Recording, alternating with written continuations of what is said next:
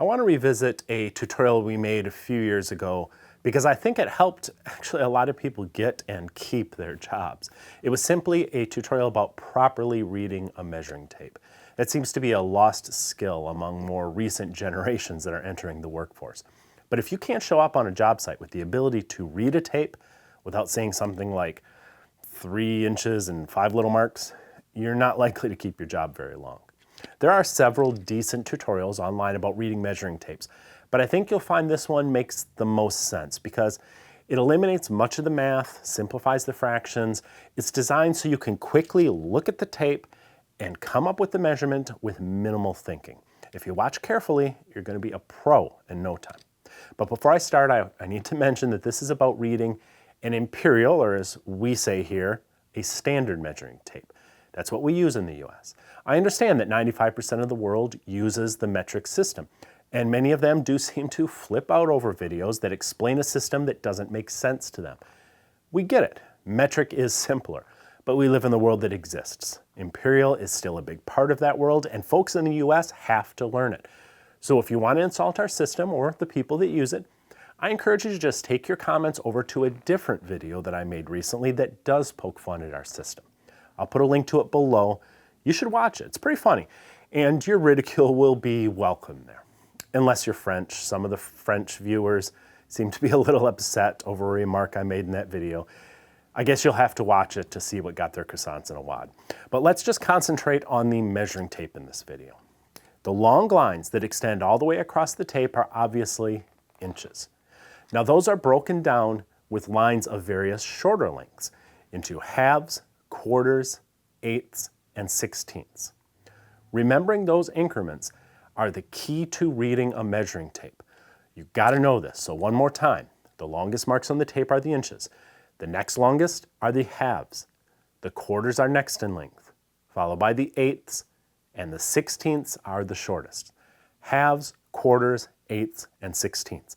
There are only 4 of them to remember. You should have no problem with these increments. So don't call this point on a tape, for example, 4 inches plus 3 little marks. The proper way to read this measurement is 4 11/16. Now, how did I quickly recognize that that was 4 11/16 when those little marks aren't labeled? Well, because I remembered the 4 increments. Since this particular measurement falls on the shortest lines, I immediately know my reading will be in sixteenths. How many sixteenths? Well, I don't have to count all the little marks to find out. There's a shortcut. Anyone who's at least a little familiar with fractions, and here in the United States, most of us are at least a little familiar with them, you know that there are 16 sixteenths in a whole, just like there are 8 eighths, 4 quarters, and so on, right? So knowing that there are 16 sixteenths in an inch, I can glance at the tape and see that my measurement is past the halfway point. So that's 8 of my sixteenths right there. I merely add the last 3 and I get 11/16. Let's try another one.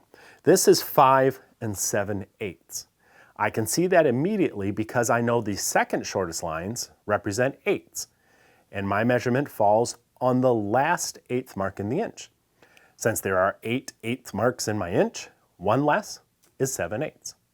One more example. This is 5 13/16. I don't have to count all 13 little marks to get here. I just know that the shortest marks are sixteenths. There are 16 of them in a full inch.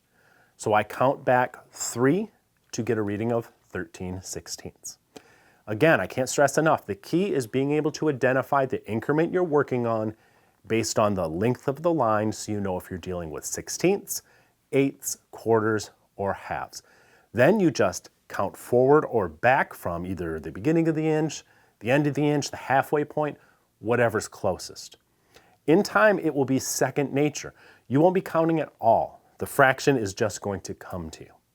Now, one more thing to mention for those that are working in building trades. You may hear someone say, for example, 4 5/8 strong. That's a substitute for 4 11/16. What they're doing is they're ignoring the finest marks on the tape, the sixteenths. They're essentially saying it's just a little more than the nearest eighth mark.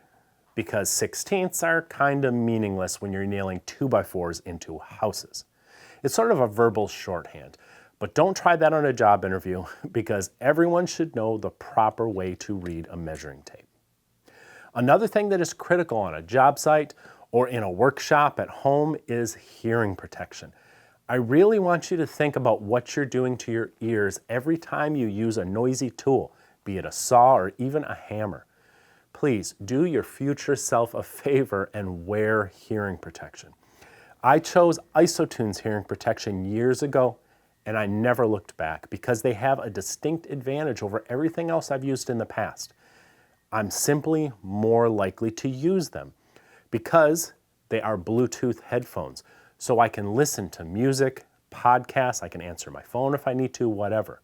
And I found that if I'm using them for that, then I already have them on when I go to make a cut or do something noisy, and so I don't have to make the conscious choice to go find them and put them on for that 1 or 2 cuts.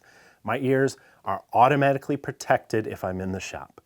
And by the way, if you do find music distracting when you're using something like a table saw, you just hit the power button on the side when the saw is on. These really changed my shop safety routine, and I'm so glad I found them. Please consider a set, either the earbuds or the over-the-head style, which I prefer, whatever you prefer. And consider the IsoTunes brand in particular, because they're just a great small family business in Indiana that's really committed to quality and service in a way that is rare in this world today. I've personally met these folks. They're fantastic people, and I want to support them. And I hope you do too. So I'm going to leave a link below that will get you a 10% discount on anything on the site. Please at least click on it once and see what they're all about. See you next time.